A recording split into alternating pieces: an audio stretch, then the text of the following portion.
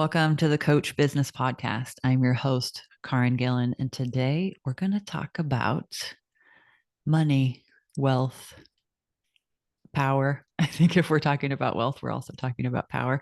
And we've got a brain in the room that knows a lot more about it than I do, which is really important. So, Anna, will you give us just a quick introduction of yourself and your work? Yeah, thank you so much for having me. I'm so excited to be here to talk about my favorite topic, which is money. Mm-hmm. So, I am a certified financial planner. I'm the CEO and founder of a small boutique wealth management firm called Poder Wealth Advisors.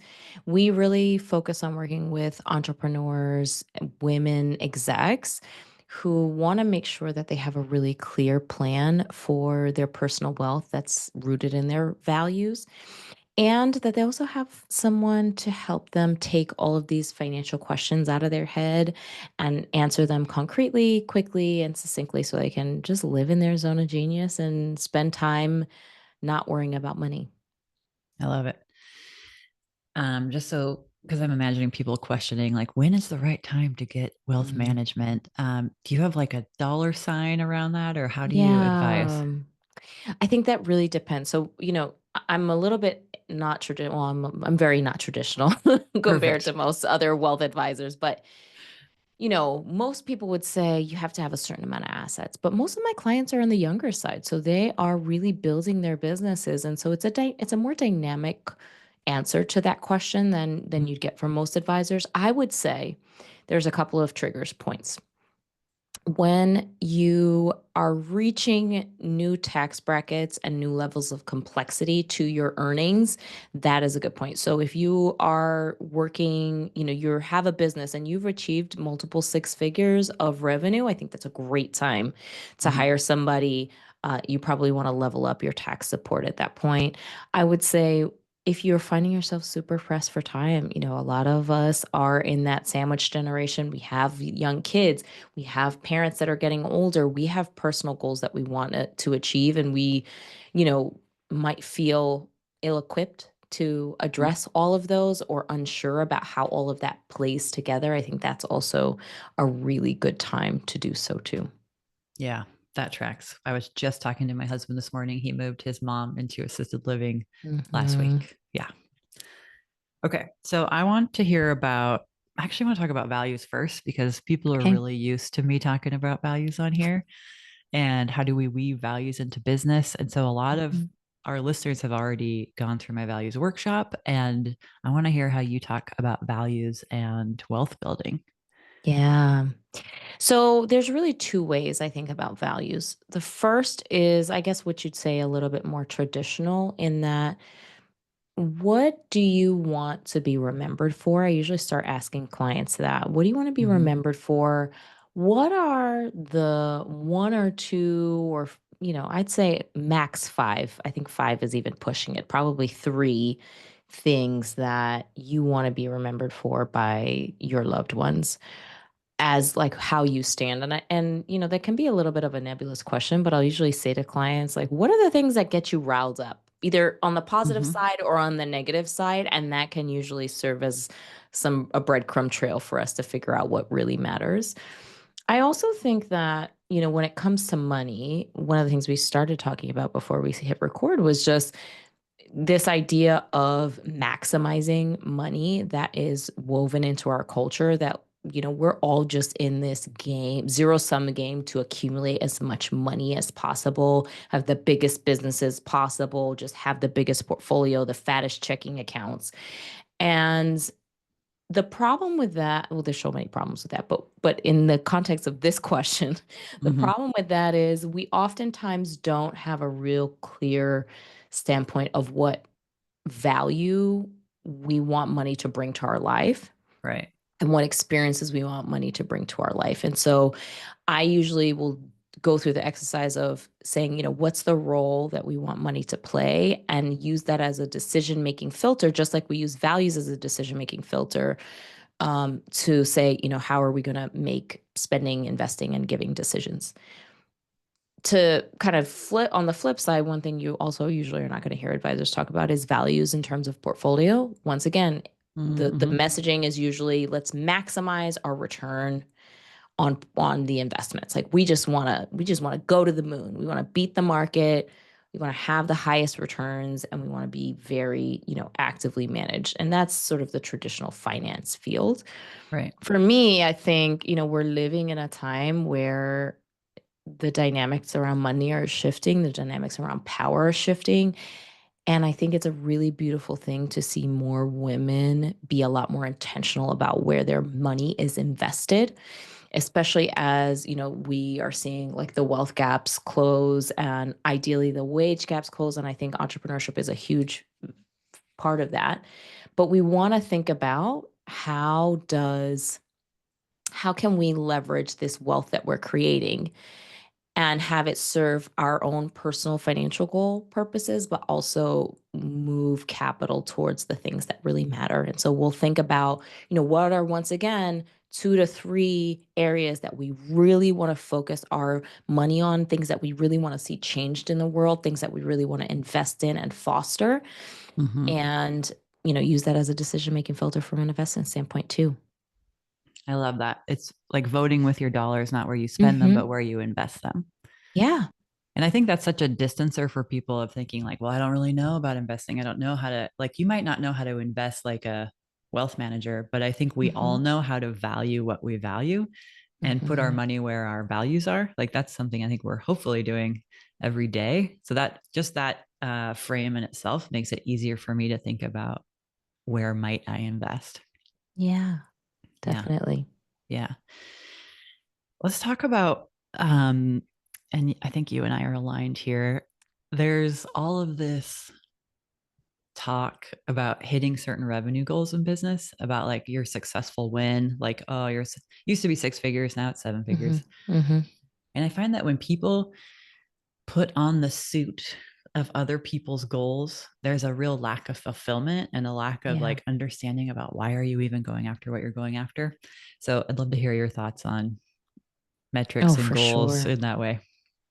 For sure. I think that, I find this regardless of whether we're talking about business or just personal finances in general, people will have these numbers that they just pull out of thin air or may have been referred to by them, and they use that as a proxy for their goals because they don't necessarily spend the time to sit down and set goals and have clarity around what they want. And I think that, the ultimate act for women is to be a lot stiller and quieter and tune into ourselves and our intuition and ask ourselves what we really want before we ask other people's opinions. I think that's the ultimate life hack, to be frank.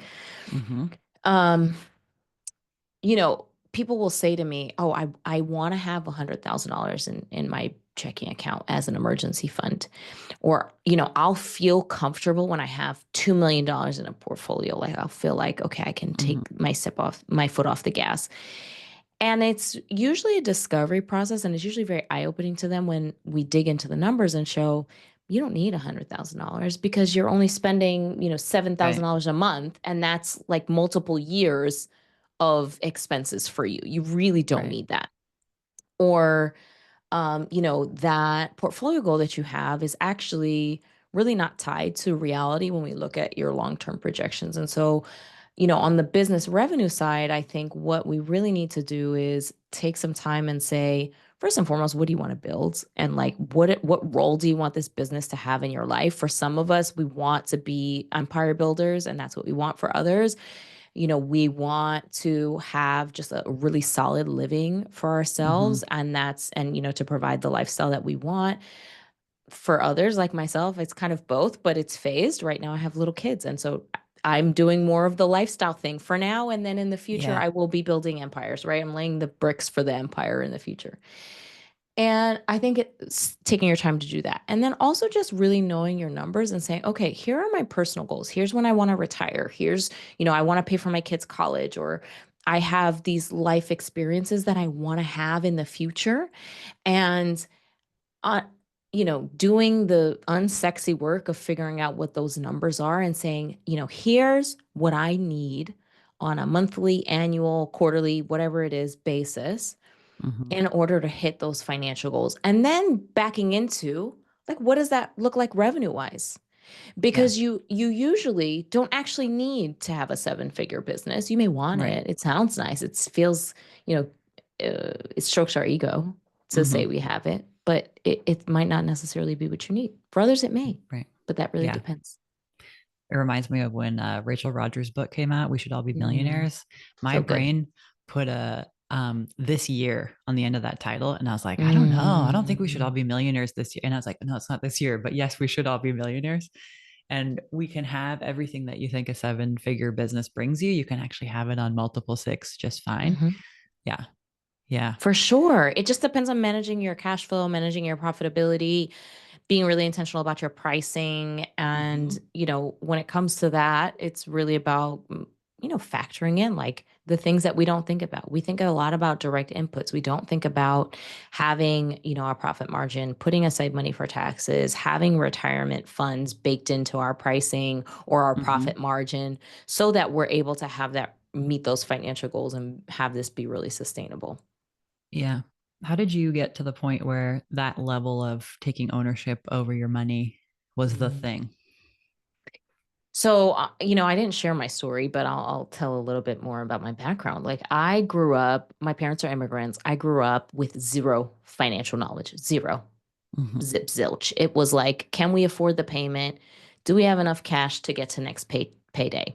Yeah. And I graduated college in the Great Recession, and jobs were not very plentiful. I got a call from a Hmm. recruiter about an assistant position in wealth management. And when I tell you that the culture shock, Karen, of me being someone whose like family was on government assistance or everybody around me was working multiple jobs, to speaking to people with nine figures in a portfolio, it just was Right. like mind-boggling.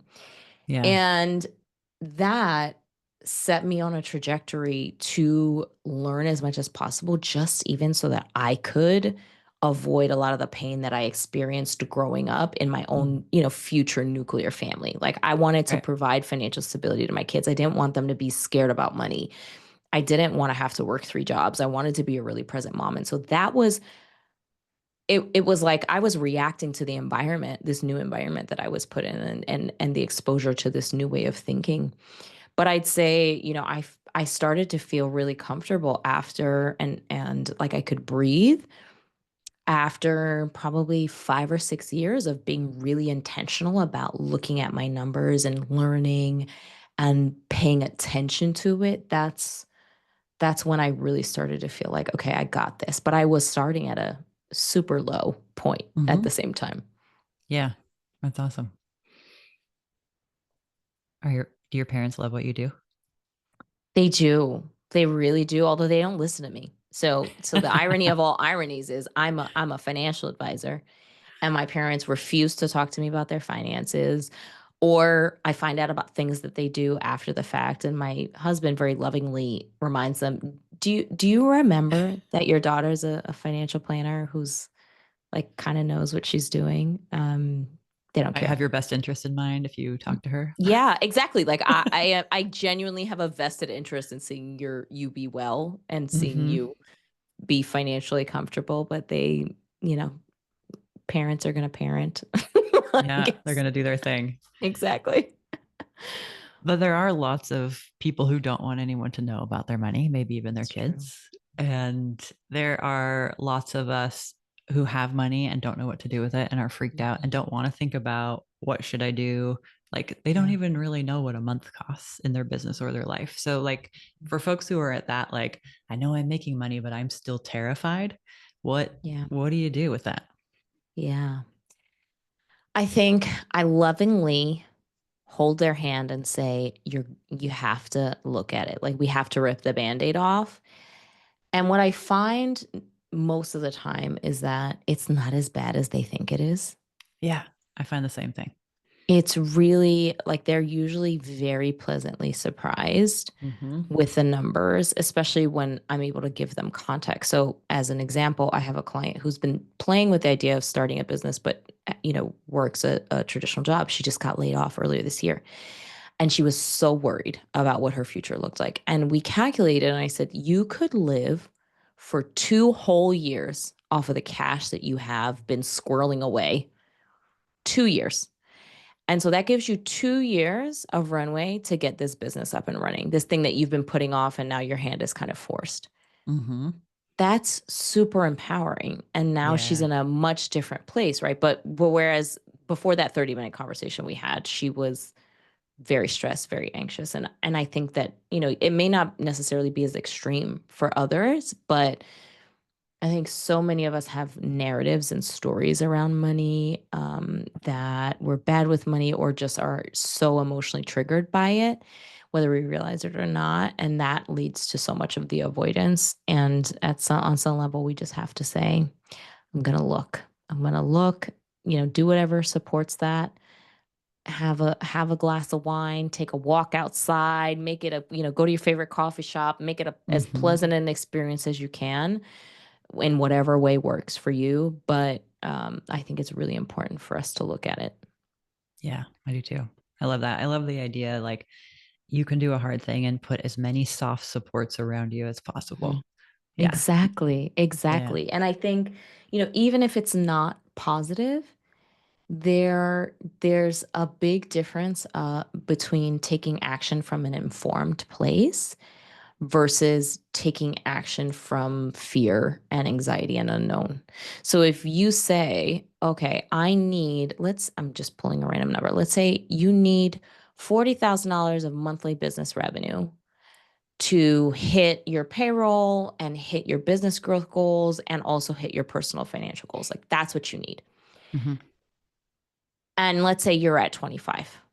That probably doesn't feel great, but at least you can say, let me think of a couple of ways I can make up that gap. And you have Yeah. something you're actually shooting for. Right. Versus sitting there being afraid, maybe Hmm. not spending money on things that you need in order to make Yeah, money. Yeah. exactly. Yeah. Exactly. And we've all been there. We've all Yeah. been there. Yeah. But it's important that, if we want to take things to the next level, that we continue to develop our skills. Mm-hmm. Yes. Talk to me about your topic of rooted in what you want. What does that Oh, mean to you? oh my gosh.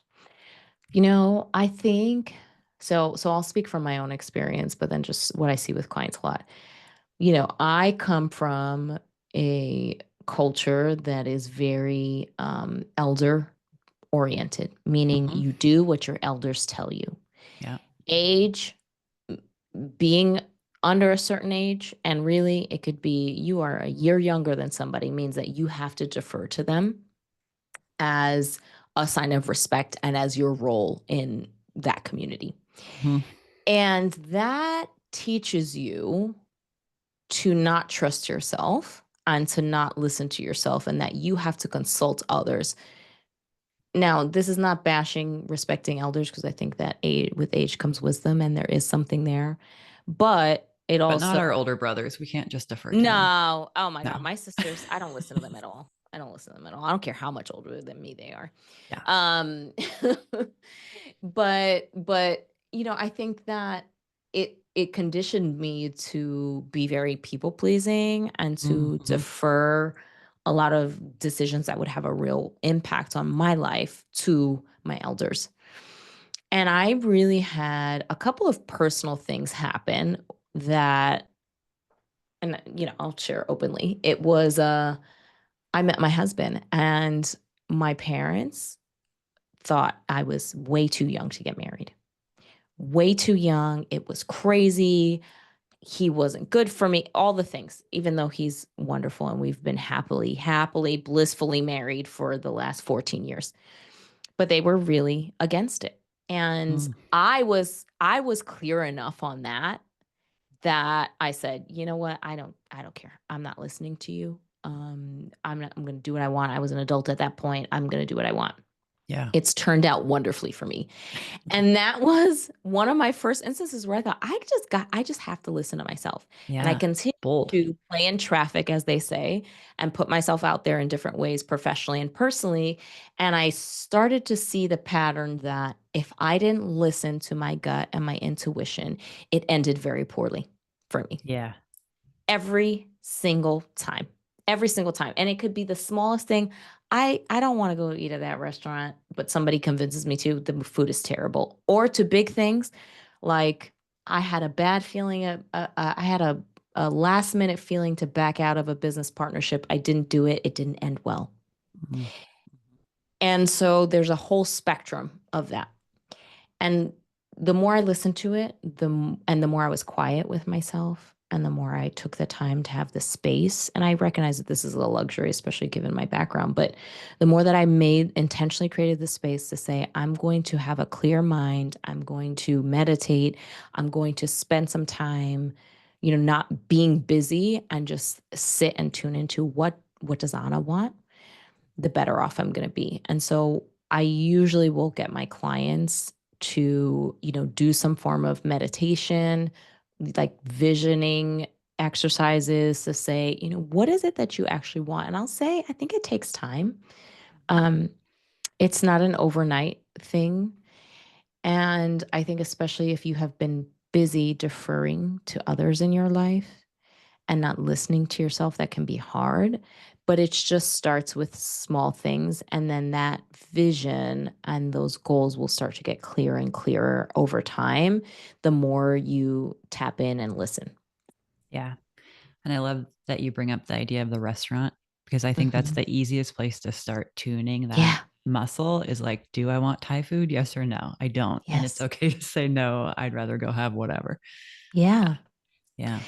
So I don't know if you were on this call, but we have a mutual coach, and yesterday she said something as her gauge for curing people pleasing is, have I been disagreeable today? And I think Mm, that that's wonderfully, like, kind of, it's light, it's like mirthy, but I think it's a great way to do it because we can yeah. spend our whole lives making everybody happy, and they will not be happy at the end of the Right. day. Right. And I it's not our could I job. could do everything everybody wanted from me, and I would be very unhappy, and they still would also think that I could have done something different. So be a little bit contrarian, or just at the very least do something that makes you happy. I love this. That's a good note. That's the homework of the episode is to be a little disagreeable every day. Yeah. So, I mean, I like what you're saying too. It's like if we're supposed to do what our elders say, but we also want to create a new world, especially like in wealth management, we can't Mhm. listen to them, can we? No. No. So, say more. No, I mean, I think I could talk about my industry all day, every day, because it is just so antiquated and entrenched. And I understand a lot of the reasons for that. Some of that has to do with a lack of diversity from women and people of color. Hmm. Some of it has to do just with, that the nature of the job is to manage risk and to be uh, little bit more conservative when it comes to recommendations for clients. And so that, all of that together means that my industry is antiquated, backwards, and usually behind the times in a lot of ways. I think this is something that I try to do in my own life, but I think professionally it works as well, is to look at what are the foundational principles of what we do, and s- hold those true, Hmm. while also thinking outside of the box in terms of how we get there. So, as an example, I think it's a non-negotiable for an advisor to, act in their client's best interests and to put their client's desires and best interests before their own, whatever those may be. Right. Now, in practice, like that I think is a core value, that I know that's a core value of my firm. In wealth management, a lot of times what that looks like is they'll say, okay, I'm going to, be only accept a certain type of compensation, or I'm going to only charge in a certain way. And I think that it's not necessarily good to like be very rigid. You can say based on the client, like here's what's in their best interest. Mm. This client who's retired and has a lot of assets, yeah, it probably makes sense for me to just charge them a portion of their portfolio, meet with them a couple times a year, and call it a day.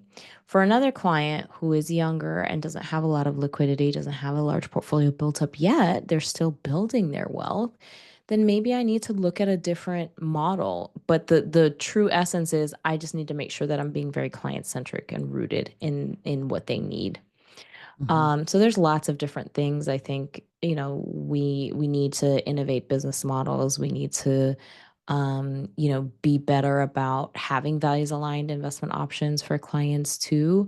But we can keep the constants of, we need to protect client money. We need to make sure that clients are protected from a risk standpoint. We need to make sure that they're not being blindsided by certain things that they may not consider. Those are all real essentials that I believe in, and I think we can learn from the elder generation, more Mhm. experienced advisors, while also doing things a little differently.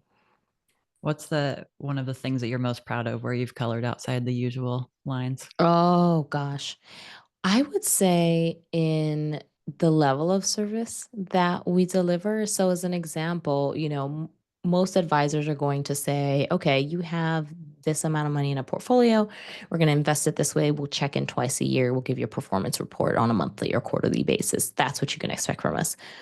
What we'll usually do is say, all right, here's what your financial life looks like, investments being a component of it. And we'll say, let's look at your cash flow. Let's set your personal financial goals and make sure that those are on track. Let's come up with a cash flow plan to help meet those personal financial goals. Let's do some proactive planning, tax planning, so that we're really being strategic. And let's do all of that with the underpinning of values and making sure that you're able to hit that kind of dream life that you have. So really taking care of the money long before it gets to you. Mm-hmm. Yeah, Exactly. love that. Cool. Okay. The one thing that I'm curious about that you're talking about that I would wonder if I were listening is when you say get quiet with yourself, Mm. like how does that work? Does it take a lot of time for you? I know for me it's I Yeah. can I can do that pretty quickly, but what does it look like over there? Yeah, I think it was definitely a process. Right now, before I used to sit and meditate for like 30, 45 minutes and just try and be quiet when I really felt like I had a lot of mental static and a lot of mental messaging, and my life was very busy and I didn't have the bandwidth or the space to do it. Now it can be as quick as simple as I choose to take 10 minutes to be quiet in the morning. Mm-hmm. And it could be in a meditation, it could be journaling, it could be prayer. I'm a lot more flexible with that depending on how I'm feeling and what I feel like I need at that time, but I try to have some sort of mindfulness practice. And sometimes it's just I'm feeling some stuff and I'm going to step away from my desk or step away from the situation and just take 5 minutes and be quiet and just say, what's going on? What do I need? What would make me feel better? Or like, what am I avoiding feeling Mm-hmm. at the time? Yeah. And that usually does the trick. So I think it's just like any muscle. You have to continue to work it so that it becomes a little easier. Yeah. But I like that it's kind of parallels the like be willing to look at what's there. Like in Hmm. those quiet moments with ourselves, it's not usually that surprising to me what comes out, Hmm. but it's still really helpful. And I think it's the same when we actually look at what does my life cost? What are my goals for reals? Yeah, Mm-hmm. Yeah. totally agree. So, what if we were going to give people homework? You've got all these life coaches listening. They're going to be making loads of money. Some of them already are.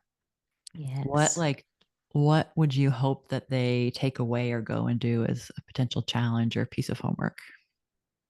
I would say take some time to actually set some personal goals when it comes to your life experiences, some of the things that you really want, whether that be now or in the future. Because when we can, and not just like oh, it would be nice to do this one day, but like actually sit and think, Next year, I'd really love to take my kids on a vacation to Y. Or I've had this conversation with my mom multiple times about a vacation she really wants to take. I'd love to be able to go on that vacation with her. Like, whatever it is for you, it would make me so happy to take 6 months off work. Mm-hmm. And that really is something that I want to do, whatever it is. Take some time and get a little bit more concrete. And from there, I think you can even be a little bit more excited and can change the energy around. Let me look at my numbers now and see whether I can do that or see how I can make that work or come up with a plan to make that work. I think when you come at it from a place of excitement and joy and possibility, it just feels a little bit easier to open that banking app or look at your investment account statement, whatever that is. Mm-hmm. Yeah. Yep. There's a prize at the end. Exactly. And it's doing the things that you want, right? That bucket list and being able to cross things off for your bucket list. And for me in particular, my mom worked so hard when I was young. And last year, this was something I did with myself a couple years ago. Last year, I took my mom and my two oldest daughters, who at the time were 10 and 7, and I took them on a vacation to Paris for a week and I paid for the whole thing. And it was one of the best things I've ever done. The best use of money probably I've spent in years because it brought my mom so much joy. I felt so much joy seeing her have joy. My Mm-hmm. kids and my mom and I created some really great memories that we'll have forever. And I think that's like the best feeling is to set that goal and for yourself and to hit it. It's nothing better. And like what else would motivate me more than saying I have another goal like that next year that I want to hit? Yeah. Do you know what your next one is? I do. So I want to do 2 weeks in Japan with my husband and my oldest daughter next Nice. summer, which is an Okay. expensive trip. Yeah. And, Japan's not cheap. And I know I will be doing lots of shopping when I'm there. So, like, Mm-hmm. mama's got to make some money so So that you're going to she put some can be able to cushion. do that. Yeah, exactly. Yeah. It's funny. I did the Paris one myself. We got back, went in April, and it came out of some annual planning for my entire, and it was business planning for the year. And I was like, the most Yeah. important thing on my business plan this year is taking my daughter to Paris Disney. Oh It, my gosh. and so we went, and it was all out of my, I run profit first in my business. So it was all out of the profit account, everything that we did.